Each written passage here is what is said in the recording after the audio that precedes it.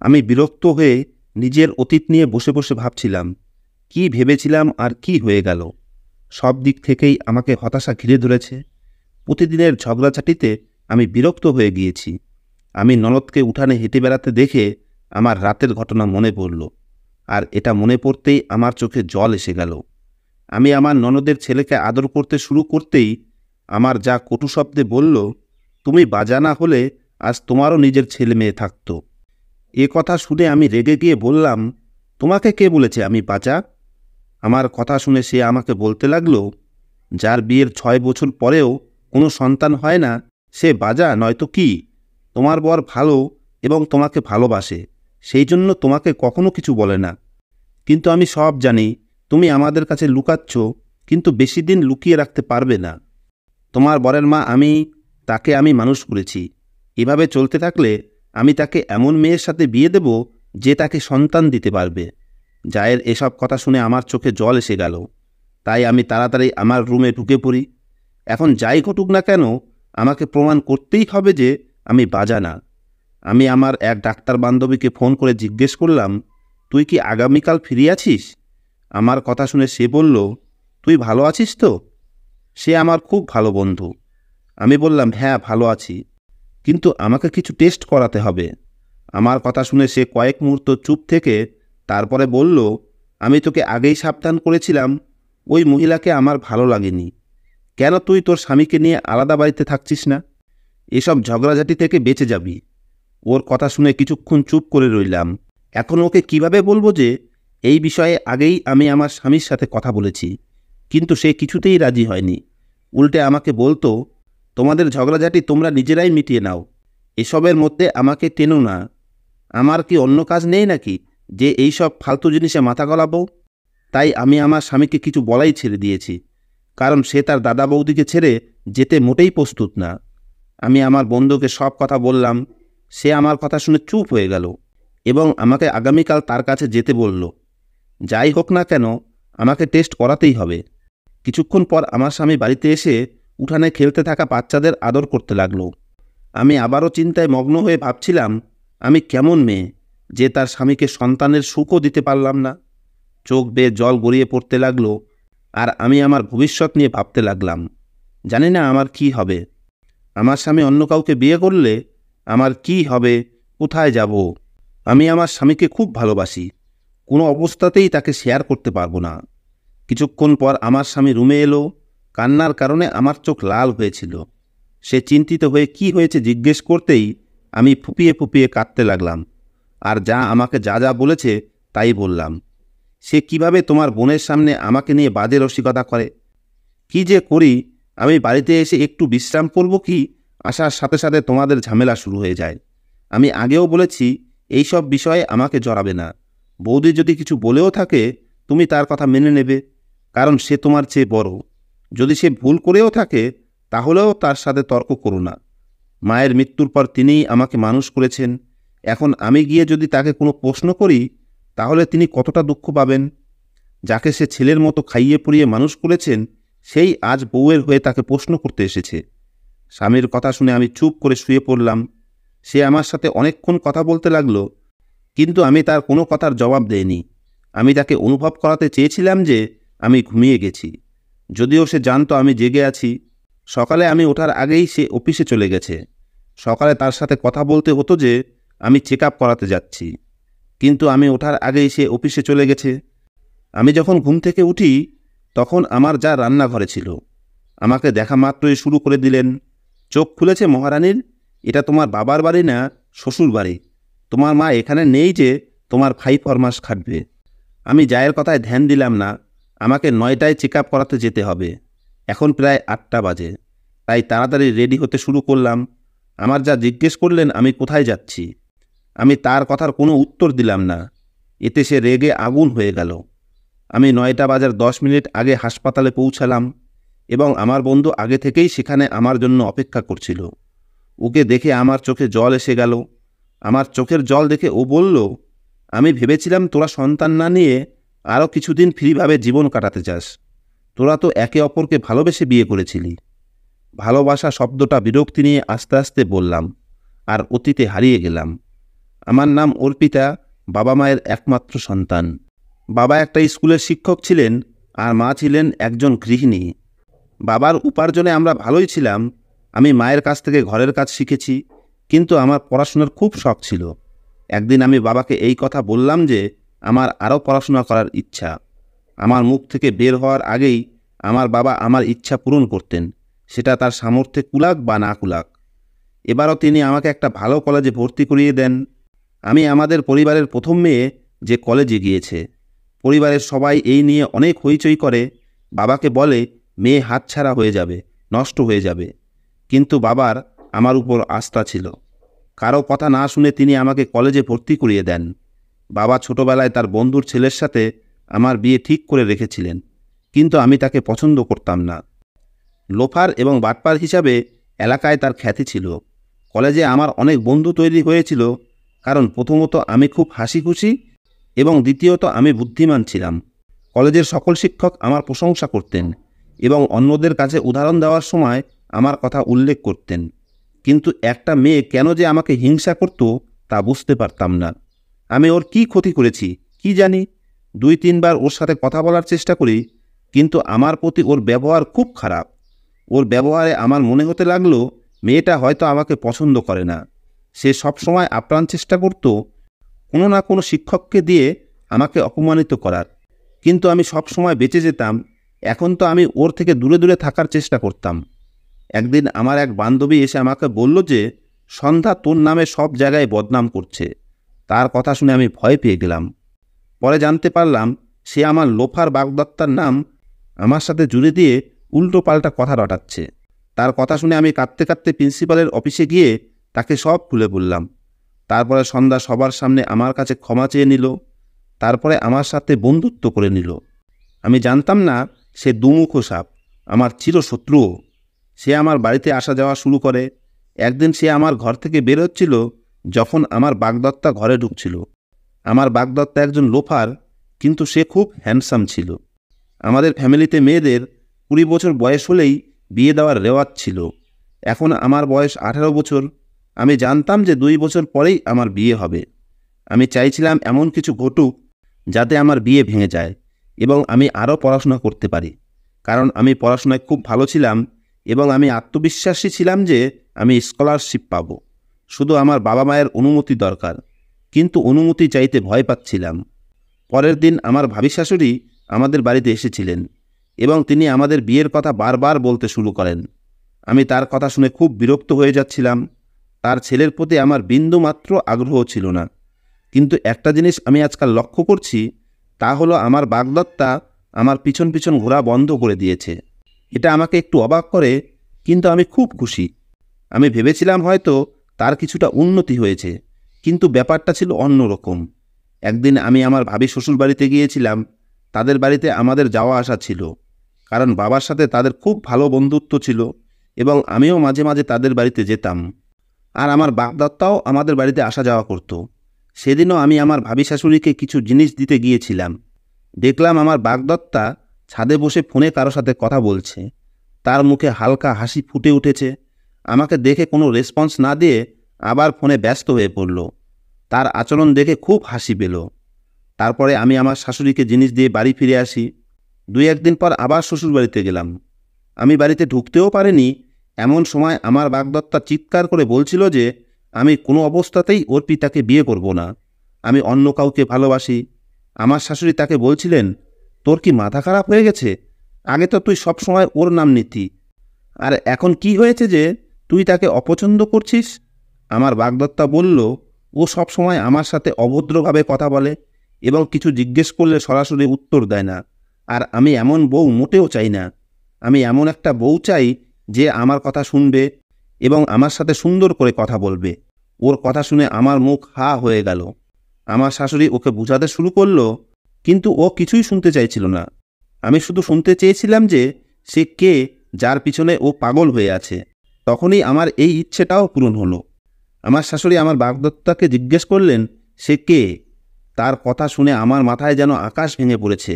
সে আর কেউ নয়, আমার বন্ধু সন্ধ্যা। এখন আমি পুরো গল্পটা বুঝতে পেরেছি। নিশ্চয়ই সে আমার উপর প্রতিশোধ নিতে চায়। সে ভেবেছিল আমার বাগদত্তাকে আমার কাছ থেকে ছিনিয়ে নিয়ে সে আমাকে কষ্ট দেবে, কিন্তু সে নিজের অজান্তেই আমার অনেক বড় একটা সমস্যার সমাধান করে দিয়েছে। এখন আমি অপেক্ষা করছি কখন আমার শাশুড়ি এসে আমার এনগেজমেন্ট ভেঙে চলে যায়। আর এনগেজমেন্ট ভাঙার সাথে সাথে বাবা মাকে ইমোশনাল ব্ল্যাকমেল করব, যাতে আরও পড়াশোনার অনুমতি পাই। আমার মা খুব টেনশনে ছিলেন, কারণ কিছুদিন থেকে আমার হবু শাশুড়ি আমাদের বাড়িতে আসা বন্ধ করে দিয়েছেন। আগে তো তিনি প্রায়ই আসতেন। হঠাৎ একদিন আমার শাশুড়ি আমাদের বাড়িতে ঢুকলেন। তাকে খুব চিন্তিত লাগছিল। তিনি গিয়ে মায়ের কাছে বসে বলতে লাগলেন, আমাকে মাফ করে দিও। সেই সাথে তিনি কেঁদেও যাচ্ছিলেন। এটা দেখে আমার খুব খারাপ লাগছিল যে বাবা মা ছেলের কারণে কতটা অসহায় হয়ে পড়ে।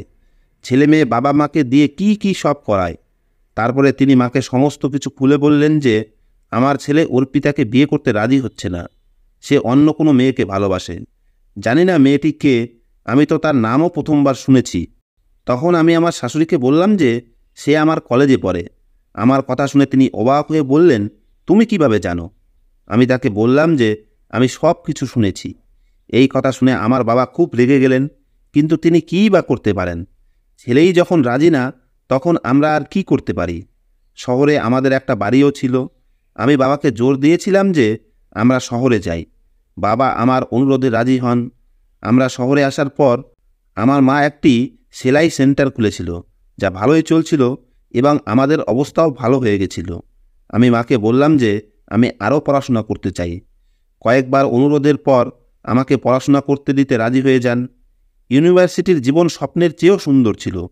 আমার ইচ্ছা পূরণ হওয়ায় আমি খুব খুশি। এখানে একটা ছেলের সাথে আমার পরিচয় হয়। আমি জীবনসঙ্গী যেমন চাইতাম সে ঠিক সেরকম ছিল। আমি তার চোখে আমার জন্য ভালোবাসা দেখলাম। তারপরে ধীরে ধীরে আমরা একে অপরের আরও কাছাকাছি এলাম, এবং যখন সে আমাকে বিয়ে করতে চাইল, আমি খুশি মনে রাজি হয়ে গেলাম। আমার এক বন্ধু আমাকে বুঝিয়ে বলল, তুই তার সম্পর্কে কিছুই জানিস না, তাহলে এত তাড়াতাড়ি কিভাবে রাজি হয়ে গেলি? আমি তাকে বললাম যে আমি তাকে ভালোবাসি এবং তাকে দেখে মনে হচ্ছে সে একটি ভালো পরিবারের ছেলে। আমার বন্ধু আমার পাগলামি দেখে অবাক হয়েছিল। তারপর 2 সেমিস্টার পরে আমার বান্ধবী আমার থেকে আলাদা হয়ে যায়, কারণ সে মেডিকেলে চান্স পেয়েছিল। আমার এই বন্ধু ছাড়া আমাকে বোঝার মতো কেউ ছিল না। তারপরে পড়াশোনা শেষ করে অর্ণব আমাদের বাড়িতে আমার জন্য সম্বন্ধ পাঠায়। আমার বাবা মা এই সম্বন্ধে মোটেও রাজি ছিল না, কারণ অর্ণবের মা নেই, কেবল এক বড় বৌদি ছিল। আর তার কথা শুনে মনে হতো যে পুরো বাড়িতে তার কথাই শেষ কথা। কিন্তু আমি আমার বাবা মাকে রাজি করাই এবং অর্ণবের সাথে আমার বিয়ে হয়। আমি এই বিয়েতে খুব খুশি। অর্ণব আমাকে খুব ভালোবাসত, কিন্তু ওর বাড়িতে যাওয়ার পর বুঝলাম অর্ণব ওর বৌদির কথা না শুনে কিছুই করে না। বাসর রাতে অর্ণব নিজেই আমাকে জিজ্ঞেস করেছিল, কোথায় হানিমুনে যেতে চাও? আমি ওকে গোয়ায় যাওয়ার কথা বলেছিলাম, কিন্তু সকালে ঘুম থেকে উঠতেই আমার যা বলল, এখন কোথাও যাওয়ার দরকার নেই। আর তারপর বৌদির মুখ থেকে এই কথা শুনেই অর্ণবও তার প্ল্যান পাল্টে ফেলল। সেদিনে অর্ণবের সাথে অনেক ঝগড়া করেছি যে তুমি যখন নিজে কোনো সিদ্ধান্ত নিতে পারো না, তাহলে তুমি বিয়ে করেছিলে কেন? কিন্তু ধীরে ধীরে আমি বুঝতে শুরু করি যে বাড়ির সব কিছু আমার জায়ের নিয়ন্ত্রণে। কিন্তু সে আমাকে পছন্দ করত না। আমি তার মন জয় করার জন্য সব রকম চেষ্টা করেছি, কিন্তু আমি ব্যর্থ। বিয়ের 2 বছর এভাবে কেটে গেল, কিন্তু আমার কোনো সন্তান হয়নি। অর্ণব কখনো আমাকে এই নিয়ে ঠাট্টা তামাশা করেনি।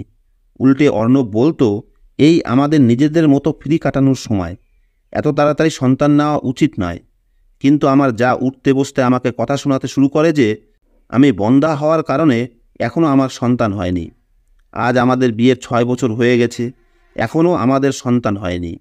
তাই আমি আমার সমস্ত টেস্ট করাতে এসেছি, যাতে আমি সবাইকে বলতে পারি যে আমার মধ্যে কোনো খুঁত নেই। ঈশ্বরের কাছে প্রার্থনা করছিলাম যেন আমার মনে কোনো খুঁত না থাকে। আর আমি নিজেই নিজের কাছে এই প্রতিজ্ঞা করেছিলাম যে যদি আমার মধ্যে খুঁত থাকে আর যদি সত্যি সত্যি বন্ধ্যা হই, তাহলে আমি নিজেই অর্ণবের জীবন থেকে চলে যাব। আমি তাকে আবার বিয়ে করতে দেব। মনে হচ্ছিল যে টেনশনে আমার দম বন্ধ হয়ে যাবে। আমার বন্ধু আমাকে সান্ত্বনা দিল যে চিন্তা করিস না, সব ঠিক হয়ে যাবে। কিছুক্ষণ পর আমার রিপোর্ট এলে কাপা হাতে রিপোর্ট খুললাম, কিন্তু রিপোর্ট দেখে আমার খুশির সীমা রইল না, কারণ আমার মধ্যে কোনো খুঁত ছিল না। আমি আনন্দে বন্ধুকে জড়িয়ে ধরে বাড়িতে ফিরে এলাম। আজ আমি খুব খুশি। আমি ঘরে ঢুকতেই যা আবার আমাকে প্রশ্ন করতে লাগলো, কিন্তু আমি চুপ করে আমার রুমে চলে এসে অর্ণবের জন্য অপেক্ষা করতে লাগলাম। আমি চাই আমার স্বামীও যেন তার পরীক্ষা করান, যাতে তার সম্পর্কেও জানতে পারি। স্বামী এলে তাকে এই কথা বললাম। আমার কথা শোনা মাত্রই কিছুক্ষণের জন্য তার চোখ রাগে লাল হয়ে গেল এবং সে রেগে বলল, তুমি কি বলতে চাও? আমার মধ্যে খুঁত আছে? তোমার এই কথা বলার সাহস হলো কিভাবে? আমি তার কথা শুনে হতবাক হয়ে গেলাম। আমি আজকের আগে ওকে এত রাখতে দেখিনি। আমি বললাম, সেটা না, কিন্তু আমি চাই তুমিও তোমার টেস্ট করাও, কিছু ভুল হলে চিকিৎসা করাতে পারবো। অর্ণব বলতে লাগলো, আমি একদম ভালো আছি, আমার টেস্ট করানোর দরকার নেই। খুঁত আমার মধ্যে নেই, তোমার মধ্যেই আছে। হয়তো তোমার রিপোর্ট মিথ্যা, বাজা আমি না তুমি। আমি বুঝতে পারছি না আমার স্বামীর হঠাৎ কি হলো, আর সে কেমন কথা বলছে। আমি কাঁদতে লাগলাম, তাই সে ঘর থেকে বেরিয়ে গেল। সেদিনের পর থেকে আমার প্রতি আমার স্বামীর মনোভাব খুব খারাপ হয়ে যায়। সে আমার সাথে একদমই কথা বলছিল না। এখন আমার মনে একটা সন্দেহ বাড়ছিল যে আমার স্বামীর মধ্যেই কোনো খুঁত আছে, যার কারণে সে টেস্ট করাতে চাইছে না। যদি তার খুঁত না থাকতো তাহলে সে বলার সাথে সাথেই আমার সাথে চলে যেত। কেন যে এটাকে সে তার পুরুষত্বের অপমান ধরে নিচ্ছেন জানি না। এখন সেও আমাকে বাজা বলে ঠাট্টা তামাশা করা শুরু করেছে এবং হুমকিও দিল যে আমি তাড়াতাড়ি অন্য কাউকে বিয়ে করব। কি করব বুঝতে পারছিলাম না। কিছুদিন পর আমি আবার আমার স্বামীর সাথে কথা বলতে চাইলাম, কিন্তু সে কিছুই শুনতে চাইল না। উল্টে সে আমার রিপোর্টগুলোকে মিথ্যা বলছিল। অথচ আমার মনে হচ্ছে যে আমার স্বামী মিথ্যা কথা বলছে। সে তার খুঁত লুকানোর জন্য আমার উপর দোষারোপ করছে। এখন এই বাড়িতে আমার দম বন্ধ হয়ে আসছিল। এখান থেকে আমি যেতেও পারছি না, কারণ আমি বাবার বাড়িতে গিয়ে তাদের বিরক্ত করতে চাই না। একদিন সন্ধ্যার সময় উঠানে বসে আমার নিজের কথা ভাবছিলাম। কিছুক্ষণ পর আমার স্বামী বাড়ি ফেরার কথা। এখন তার ফিরে আসায় আমি কোনো খুশি অনুভব করি না। হঠাৎ দরজায় টোকা পড়ল। আমি অবাক হলাম যে এই সময় আবার কে এসেছে। আমি গিয়ে দরজা খুলে দেখি সামনে একজন মহিলা দাঁড়িয়ে, যার মুখে মাস্ক, চোখ ছাড়া আর কিছুই দেখা যাচ্ছিল না। কোলে একটা শিশু। শিশুটি জোরে জোরে কাঁদছিল। আমি তাকে জিজ্ঞেস করলাম, তুমি কে এবং এখানে কি চাই? সে আমার সামনে শিশুটিকে ধরে বলল, তোমার স্বামী আমার সঙ্গে বিশ্বাসঘাতকতা করেছে। সে যা বলল তা শুনে আমি হতবাক হয়ে গেলাম। তাকে বললাম, মানে কি? আগে বলো তুমি কে? সে আমাকে বলতে লাগলো যে তোমার স্বামী শীঘ্রই তোমার উপরেও বিরক্ত হয়ে যাবে আর অন্য কোনো মেয়েকে বিয়ে করে নেবে। ওর কথা শুনে আমার মাথা ঘুরতে লাগলো। যাই হোক, আমি অনেক দিন ধরেই লক্ষ্য করছি যে আমার স্বামী গভীর রাত পর্যন্ত কারোর সাথে ফোনে কথা বলে এবং কথা বলার সময় তার মুখে হালকা হাসি লেগে থাকে। আমি কখনোই তাকে সন্দেহ করিনি, কারণ আমি জানতাম অর্ণব কখনোই আমার সাথে বিশ্বাসঘাতকতা করতে পারে না। দ্বিতীয়ত, সে অনেক রাত করে বাড়ি ফিরত। এখন আমার স্বামী আমার দিকে কোনো গুরুত্বই দেয় না। এসব ভাবতেই আমার চোখ দিয়ে জল পড়তে লাগলো। আমি আমার স্বামীকে ভীষণ ভালোবাসতাম, কিন্তু আমার স্বামী যা করেছে তা মোটেই ক্ষমার যোগ্য না। এখন আমি অধীর আগ্রহে আমার স্বামীর জন্য অপেক্ষা করছিলাম। অর্ণব রুমে ঢোকার সাথে সাথে আমি জিজ্ঞেস করলাম, তুমি এসব কি শুরু করেছ? তোমার লজ্জা করে না? আমার কথা শুনে সে রেগে গিয়ে বলল, কী সব ফালতু কথা বলছো? আমি খুব ক্লান্ত, তাড়াতাড়ি আমার খাবার নিয়ে এসো। শুনে আমি বললাম, আজকে একটা মেয়ে তোমাকে খুঁজতে খুঁজতে বাড়িতে এসেছিল। আমার কথা শুনে সে চমকে আমার দিকে তাকালো আর বলল, তুমি কোন মেয়ের কথা বলতে চাচ্ছ? আমি বললাম, তুমি কি ভেবেছিলে যে আমি তোমার সত্যিটা জানতে পারবো না? আমার স্বামী রেগে বলল, তুমি যদি আর একটাও বাজে কথা বলো তাহলে তোমার মুখ ভেঙে দেব। সোজাসুজি বলো, সমস্যা কী? তখন আমি তাকে বললাম, সেই মেয়েটির কোলে একটা বাচ্চা ছিল, যে বাচ্চাটাকে আমার সামনে রেখে বলেছে যে তোমার স্বামী আমার সাথে বিশ্বাসঘাতকতা করেছে।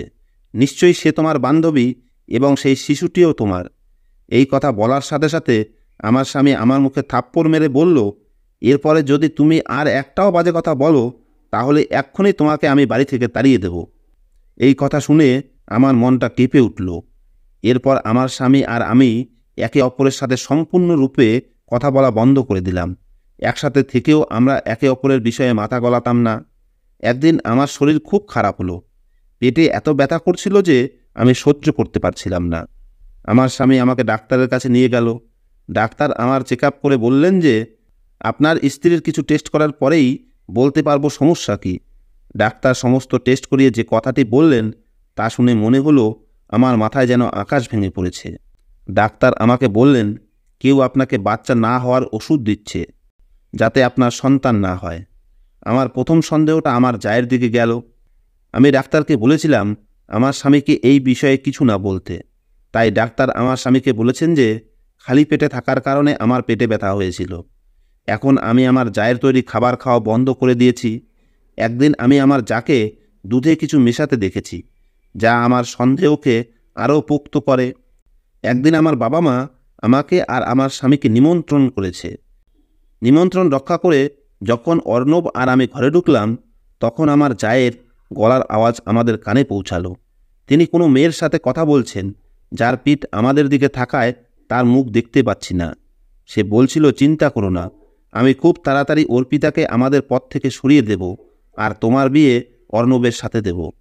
আমি তাকে ঔষধ দিচ্ছি যাতে তার সন্তান না হয়, আর খুব তাড়াতাড়ি অর্পিতাকে তাড়িয়ে দেব। কিন্তু তোমার নাটকটা সবচেয়ে ভালো হয়েছে। তুমি অর্পিতাকে বোকা বানিয়েছ, আর অর্পিতা ভাবছে যে তুমি অর্ণবের স্ত্রী আর শিশুটি অর্ণবের। কথা বলে তারা দুজনে খিলখিল করে হাসতে লাগলো। আমি চুপচাপ অর্ণবের দিকে তাকালাম। অর্ণব আমার দিকে নীরব দৃষ্টিতে তাকিয়েছিল। আমি খুশি হয়ে ঈশ্বরকে ধন্যবাদ দিলাম যে আমার জায়ের আসল চেহারা অর্ণবের সামনে খুলে গেছে। আমি দেখতে চাইলাম আমার যা অর্ণবের সাথে কোন মেয়ের বিয়ে দিচ্ছে। এগিয়ে গিয়ে মেয়েটার দিকে তাকাতেই আমার চোখ বিস্ময়ে হতবাক হয়ে গেল। এটা তো সন্ধ্যা, যে আমাদের কলেজে পড়ত, যে আগে আমার বাগদত্তাকে ফাঁদে ফেলেছিল, এখন আমার স্বামীর সাথে আমার সম্পর্ক নষ্ট করতে এসেছে। যখন আমার যা দেখল যে অর্ণব সব কিছু জেনে গেছে, তখন সে ঘাবড়ে গিয়ে অন্যদিকে তাকাতে লাগলো। অর্ণব কিছু বলল না, কিন্তু আমি আমার যাকে বললাম, এখন আর কিছু লুকিয়ে লাভ নেই, পুরো সত্যটা বেরিয়ে পড়েছে। কিন্তু সন্ধ্যা কিভাবে তোমার দলে যোগ দিল? সন্ধ্যা আর তোমার মধ্যে সম্পর্ক কি? তখন আমার যা বলতে লাগলো, সন্ধ্যা তার এক বন্ধুর বোন। সন্ধ্যা তোমাকে ঘৃণা করে আর তোমার জীবনের সমস্ত সুখ নষ্ট করতে চায়, কারণ তুমি সন্ধ্যার জীবন নষ্ট করে দিয়েছ। আমি অবাক হয়ে একবার সন্ধ্যার দিকে আর একবার আমার জায়ের দিকে তাকালাম। আমি বললাম, সন্ধ্যার জীবন আমি কিভাবে নষ্ট করলাম? তখন সন্ধ্যা আমাকে বলল, যে ছেলেটিকে আমি ভালোবাসতাম তার নাম ছিল পার্থ। পার্থ আমাকে খুব ভালোবাসত, কিন্তু তুমি কলেজে ভর্তি হওয়ার সাথে সাথে আমার প্রতি তার ভালোবাসা কমতে শুরু করে। ও তোমার জন্য পাগল হয়ে গেছিল। একদিন ওর সাথে আমার এই ইস্যুতে ঝগড়াও হয়। সে স্পষ্ট বলেছিল যে সে অর্পিতার কাছে তার ভালোবাসা প্রকাশ করবে। সে যেদিন তোমার কাছে তার ভালোবাসা জানাতে আসছিল, সেদিন গাড়ি অ্যাক্সিডেন্টে ঘটনাস্থলেই তার মৃত্যু হয়। সেদিনই আমার জীবন থেকে খুশি হারিয়ে যায়। পার্থ যখন মারা যায়, তখনই আমি প্রতিজ্ঞা করেছিলাম তোমার জীবনে আসা সমস্ত সুখ আমি নষ্ট করে দেব। তাই তোমার বাগদত্তাকে আমার প্রেমের জালে ফাঁসিয়ে তার সাথে তোমার বিয়ে ভেঙে দিয়েছিলাম। কিন্তু যখন জানতে পারলাম তুমি আর অর্ণব একে অপরকে ভালোবাসো এবং তোমরা বিবাহিতও, তখন আবার আমার ভেতরের ঘৃণা জেগে উঠল। পরে জানতে পারলাম যে অর্ণবের বৌদি আমার দিদির বান্ধবী। তখন আমি তোমার জায়ের সাথে একটা প্ল্যান করে তোমাকে রাস্তা থেকে সরিয়ে দিতে চাইলাম। তোমার যা তোমাকে ঘৃণা করে এবং তোমার থেকে মুক্তি চায়, সেজন্য সে আমার প্ল্যানে খুব খুশি হয়। অর্ণব তার বৌদির দিকে ঘৃণাপূর্ণ দৃষ্টিতে তাকিয়ে বলল যে আমি তোমাকে মায়ের স্থান দিয়েছিলাম, আর তুমি আমার জীবন নষ্ট করার কথা ভাবছিলে। তুমি জানো আমি অর্পিতাকে কতটা ভালোবাসি, তবুও তুমি আমাকে আর অর্পিতাকে আলাদা করতে চাইছিলে। আমার স্বামী আর কিছু না বলে রুমে চলে গেল। পরে আমার স্বামী আমার প্রতি তার খারাপ ব্যবহারের জন্য ক্ষমা চাইল। আমি আমার স্বামীকে টেস্ট রিপোর্টের কথা বললাম। তখন সে বলল, তুমি আমাকে আগে বলনি কেন? পরের দিনই অর্ণব সেই বাড়ি ছেড়ে আমাকে নিয়ে অন্য ভাড়া বাড়িতে চলে যায়। 1 বছর পরে আমি যমজ সন্তানের জন্ম দিই, একটি ছেলে এবং একটি মেয়ে। ঈশ্বর আমাদের সংসার পূর্ণ করে দিয়েছেন। আমি আজ অর্ণব এবং আমার সন্তানদের সাথে সুখে জীবনযাপন করছি। বন্ধুরা, ভিডিওটি কেমন লাগলো কমেন্ট করে জানাবেন। ধন্যবাদ বন্ধুরা।